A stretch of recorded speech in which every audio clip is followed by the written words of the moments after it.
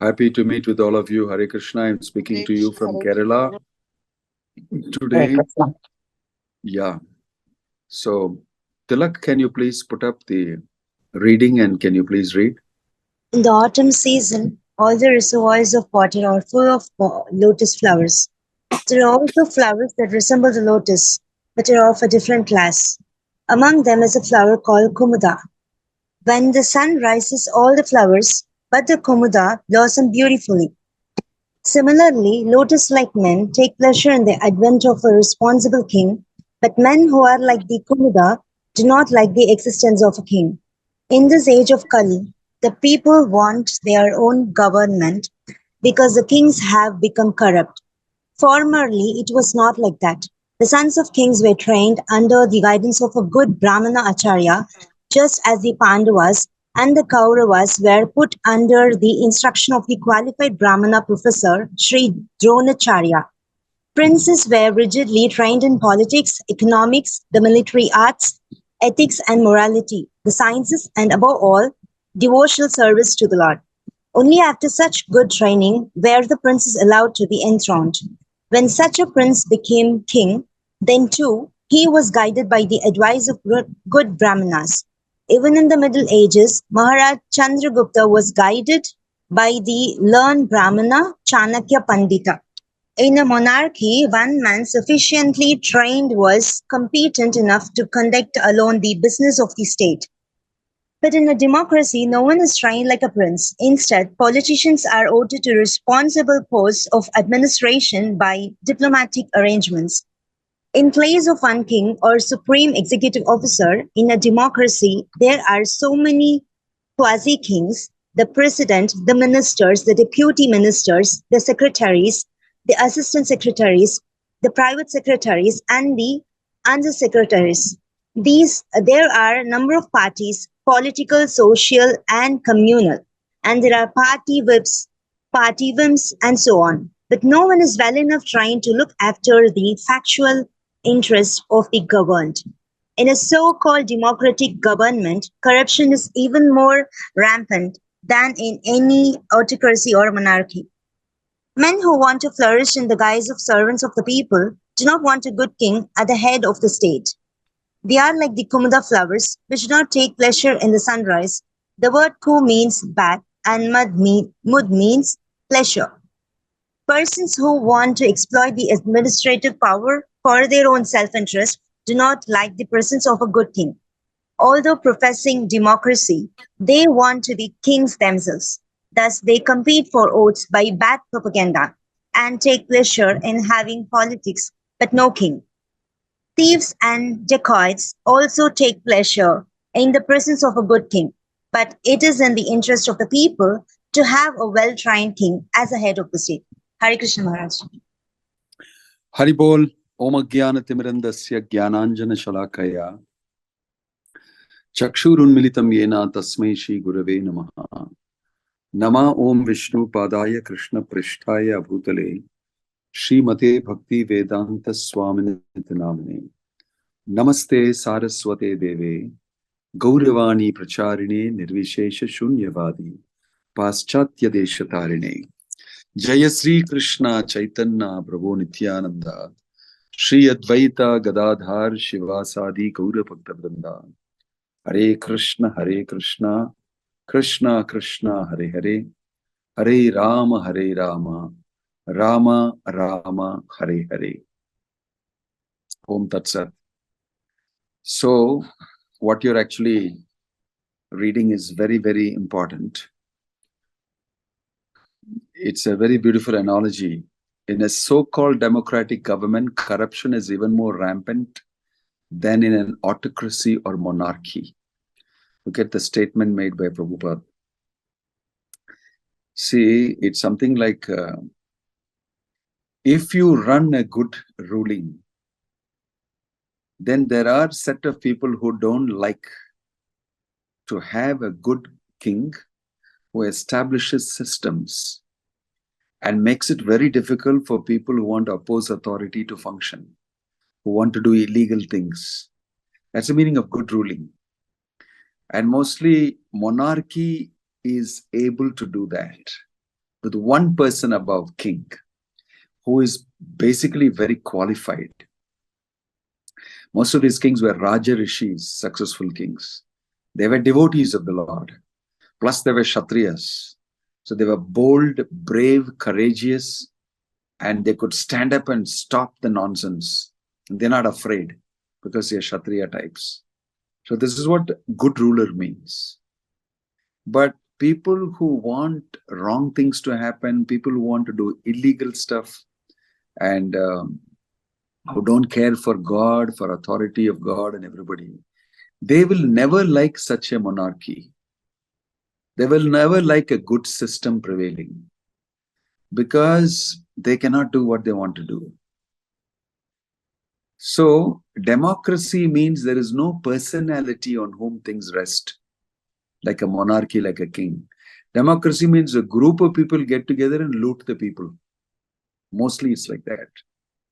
If you see something very strange, actually, whenever in a democracy there is a powerful person, individually on his basis, the democracy functions properly.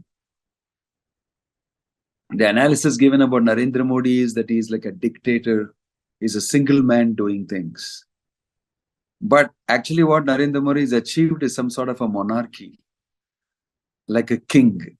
I'm not praising him or anything, I'm just checking the model. But the personality is involved and he goes around the world and people like this person and they know that he's doing things correctly and he's endeavoring and he doesn't have so much of self-interest, and they look at all that, and that's how they repose their faith in the government. This democracy government is also working on the principle of monarchy, of one person being the person whom I can trust in this, who is leading the whole thing, and therefore I'll vote for this government. So some people are criticizing that this person is running it like a monarchy. No, he may not be, or he may have some vestige of it. But the point here is, whenever one person is there, it'll run better. Because people can hold one person responsible. And it's a very heavy responsibility. But because of the fact that somebody is Krishna conscious, a Raja Rishi, he can run it. He can take that responsibility because he's a devotee. Now, this is what Prabhupada wanted in the future, that he said that our devotee should actually run the government. We should run the government. And they'll be so good in terms of character and personality and their everything that people will automatically follow him as a role model. And they'll have good amount of people saying yes to him. Because he has some ideals, he has some principles, and they're based on Bhagavad Gita and the Bhagavata. And his real life, you can see him, he's getting up for Mangalarti in the morning. He doesn't do this, he doesn't do that, and he's no nonsense person. People like a good character, because rarely do they see good characters in ruling places. Most are drunkards, meat eaters, and people interested in all sorts of sense gratification, looting the people, doing business. Political people get a very close nexus with all the business houses. Together they form policies and they, desire to, make money, get position. It's so, difficult to get anything good done in that situation. But when you have somebody who is not materially very interested, not interested in position or that, but really wants to on principle rule, then most of these people will not be able to survive much. And they will do anything and everything to destroy that person. Especially in Kali Yuga, if somebody comes up like that, that person has to face terrific amount of opposition, because of Kali and Maya and everybody attacking like nothing, including the envious people. So, King Vena, if you know the story in Prithu Maharaj's pastime, before Prithu Maharaj was King Vena, and his father was Anga. Anga was a very wonderful king and known to have done many things for the welfare of the people, led them to Krishna consciousness and everything. But it so happened that he was married to the daughter of death, Mrityu. So the son whom he begot in her turned out to be very diametrically opposite, having the qualities of the mother and her lineage. So King Vena got more of the characteristics of his mother, who is a daughter of Mrityu, and he became a horrible king. Right in his younger days itself, playing with them, he would kill small kids, even by having a little play with them. We just kill them. He was a very horrible man. But Anga, he was very disappointed of the fact that I got such a son and I have no hope. He's a horrible fellow. He became so disgusted, frustrated, that he left the kingdom and disappeared into the forest. Nobody knew where he left. But then the ministers all came to know that the king has left and there's nobody ruler. We have no other go. And then all of them got together and they decided, let's actually make his son. But many of the Brahmins did not like it. They said, this fellow is nonsense. He'll not be able to rule. He's not a Raja Rishi. He's not going to be responsible to do these things. So because of that type of thinking, they anyway said, we have no other go. Some titular head should be there. And so they put King Vena as the head. Now, what happens? King Vena takes a position immediately. Now, this is the opposite side of getting a monarch who is horrible ruler. I mean, who has no ideals, is not in any way devotee or anything. He took opportunity and he, ruled horribly. He shut up the Brahmanas, he shut up all yajnas and homas for the welfare of the people, and he made a horrible thing happen. So bad it was that all the Brahmins and all the advisors got together. They were very powerful people. And they said, stop it, don't do this, don't do this. They warned him and did many, many things. He did not listen to anything. And he started opposing them too. So it's mentioned that they all got together and chanted mantras and killed him. Just by chanting mantras, they killed him. He just dropped dead. And from his thighs, it's mentioned they churned out a leader that's required for really leading people. And Prithu Maharaj appeared. He's a Shakti Avesh avatar of the Supreme Lord. So even in monarchy, they have challenges like this. Rare. But the thing about monarchy is leaders are chosen by very educated, very deeply concerned people. They are not elected by the common mass of people. The common mass of people mostly don't know what is life about. They don't know many things. And if they elect a leader, they will elect the most ignorant out of them as their leader. So that chance is not given. That's why Prabhupada made a comment that democracy is demon crazy. He said, he made a comment that democracy is demon crazy because most of the people who want to, get some exploitation done, they will jump into and they'll get in a group together as a party and loot and do all sorts of things. And if you have a team of people ruling normally, it doesn't work out so good. So, although monarchy has got some few problems here and there, you must know this country was basically a monarchical country. It was ruled by kings. And in the past, many civilizations all over the world had kings as rulers. And now we are in a democratic paradigm where the people choose their party and the party chooses somebody whom they think will be able to do it. He's popular, he's a film actor, he's, this, that, and they put him on the top. And he'll have absolutely no idea of, how to lead the people towards Krishna consciousness or God consciousness. He may not really have an idea of the absolute truth and the goal of life. I really don't know. Mostly people nowadays, don't know anything. And they choose him as a leader, and naturally it is mentioned that they will all Andha yatandhe rupaniyamanina. It's mentioned in the Bhāgavatam that blind leading the blind, they'll all fall in the ditch. Right? So this is the other aspect of it. When you have a king that is good and who is ruling properly, there are a set of people who don't like it. Even the best of kings, they don't like. Because they become envious and they feel suppressed. That's like Kali. He wanted to make an entry and Parikshit Maharaj caught hold of him and said that, I'll kill you. You do anything here that spoils the system that I've set up, I'll just kill you. And then Kali immediately, instantly, diplomatically fell at his feet and said, give me shelter. You're a king. You must give me shelter. And then Parikshit knew very well this guy is a very difficult guy and he's very smart and he's trying to be diplomatic. So he gave him shelter in those places which don't really exist actively in his kingdom. He said, go to brothels, go to drinking places, go places where gambling places and all that. There were very, very few of them then. And so Kali took shelter there and waited patiently. But you see the power of Parikshit Maharaj. He was able to keep Kali under control. That was the power of Rajarishis. Monarchical rule is not to be dismissed just like that. But later these big people became, as Kali Yuga came in, all these monarchical kings and all became horrible, corrupt, and high sense gratifiers. They did not bother about the people and they themselves were not dharmic. They've fallen down. They did not know how to rule. They call Shatra Bandhu. Means Kshatriya that's fallen down and doesn't know how to because he has no advice of Brahmins. The Brahmanas were not advising. The Kshatriyas who ruled were horrible. So the Bhagavatam describes the line of these kings in the 12th canto, Dashu Prayeshu.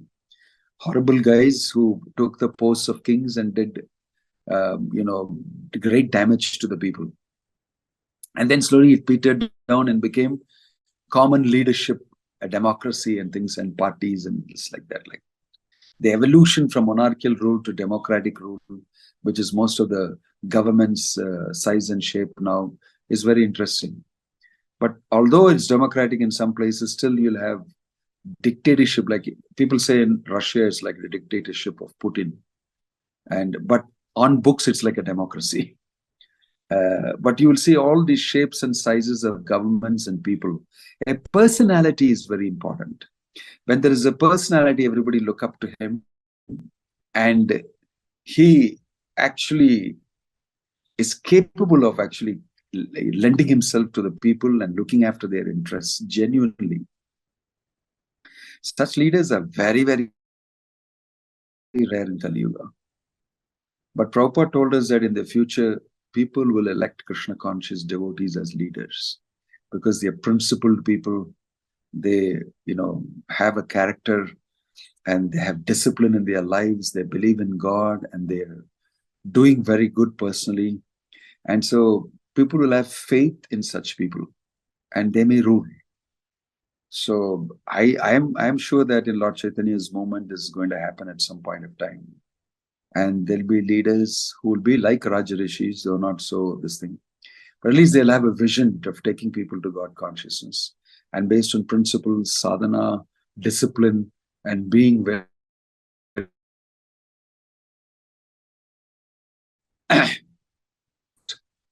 they will be appreciated. And people will slowly start becoming Krishna conscious. You see, I was just reciting some time back in the Bhagavatam class, briefly the story of Rukmangada, who was a powerful king. Everybody in Kerala knows the story of Rukmangada. I have heard it from my very young days. Rukmangada was such a great devotee and a king that he made sure that everybody follows Ekadashi in his kingdom. In the Bhagavatam, Prabhupada has already given a list of things that you can do when devotees will start ruling the world. He's already mentioned in the Bhagavatam that they should do the following things: number 1, number 2, number 3. One of them is make people follow Ekadashi. And he said that if you follow Ekadashi, there'll be so much revenue that is saved because nobody will eat grains. And there'll be so much of different saving. There'll be austerity. People become purified and they'll get sukriti and all that. So Rukmangada wanted his people to go back to Godhead. So he used his power and energy to force people to render devotional service. And of course, there were people who didn't like very much what he was doing. And there were people who were wanting to have sense gratification. So all of them, he catered to them, convinced them. He had all sorts of arrangements. Of course, the demigods themselves got a little worried about what this guy, because of his very good ruling, nobody is going to Yamaloka and there's no job for Yamaraj and everybody is going back to Vaikuntha as soon as they die because they follow Ekadashi and they've got tremendous spiritual benefit. And they pass away, and there's great traffic to Vaikuntha. And there's very less traffic, almost nothing to Yamaloka. That's the type of ruling that Rukmangada did. And the demigods got so fried out that we have no job because of this guy. And they went to Brahma and they made a whole big appeal. And then Brahma said, okay, and he created Mohini to bewilder Rukmangada. And Rukmangada gets bewildered by Mohini. And then he, adopts her as his wife. And then his real wife, Sandhyavali, is, feeling very bad, but she does whatever is required for my husband if he's happy. And she serves that lady. So a whole lot of things happen. And she's come with a agenda. She has promised Brahma and the demigods that I will get this person to break his Ekadashi and everything will become normal for all of you. So after 8 years of being with Rukmangada, she will tell him, tomorrow you don't follow Ekadashi. He'll say, what? I've been following it throughout. I'll never give it up. Then she said that you already promised me before marriage that you will give me these boons, two things. And I want that tomorrow you should eat with me grains. No Ekadashi. So it's mentioned that Rukmangada says, how can I do that? I've never broken this vow throughout my life. I've asked my citizens to follow them. Now if I am the leader who doesn't follow them, all of them will go to hell by not following it. So I can never do that. I can never do that. He was such a responsible king, you can see, that then his wife, Sandhyavali, will go and try to convince his Mohini, second wife. You see, don't do this because for him it's, everything. And for all of us, it's everything. He's a great role model to all of us. And he has to follow Ekadashi.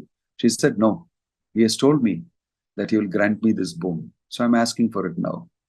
So he says, no. Then she tries to work it out with him. What else can I give you? I'll do anything for my husband to follow the vow. It is a very moving tale. And then this Mohini tells Sandhyavali that, okay, you can do the other thing is to offer the head of your son to me.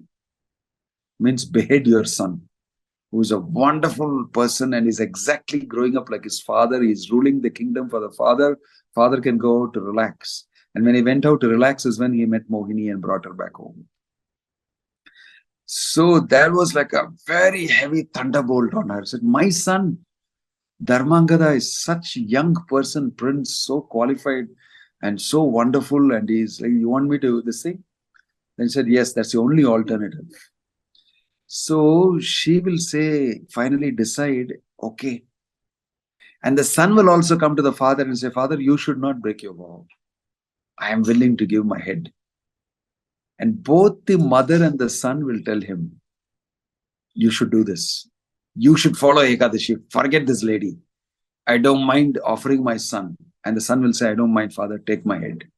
But you don't break your vow. It was highly moving for many people who are there and watching. They were all devotees. They were crying, roaring. Then the son will give a sword to the father. Son will give a sword to the father and said, Father, go ahead and lend his neck like that. You don't break your vow. My life is nothing. It's meant to serve you. Then he will actually lift the sword to behead his son. Then this Mohini will watch and say, my gosh, what a person this person is. He doesn't care about me. He doesn't care about his son. He doesn't care about anybody. He wants to follow Ekadashi. He cares about Vishnu, cares about his commitment to the Lord. She will faint there. This man is willing to give his son's head for me. And she will faint there. And just when he's going to chop off, Vishnu will appear on Garuda there and catch hold of that sword right on time and pull it up. And he will tell Rukmangada, I'm so pleased with you and your following of this vow of devotional service in Ekadashi, that your entire family come with me, sit on the Garuda. He'll take his wife Sandhyavali, his son Dharmangada and Rukmangada and go back to Godhead and Garuda. Very royal this thing. Normally he sends a ship, airship with some, Vaikuntavasis and all that. They came for Dhruva. He personally came and took the whole family and left. Forget it. I'm taking you. This is the type of kingship in monarchy. They will do anything for the sake of the people. He said, I'll offer my son, but I'll never disappoint the people. Let them follow Ekadashi, let them go back to Godhead. So, kingship, monarchy, it is meant for people with high quality, high caliber, high character, high discipline. And when such people are present on the planet, other people get inspired by them. Get inspired, and every citizen will try to become like that.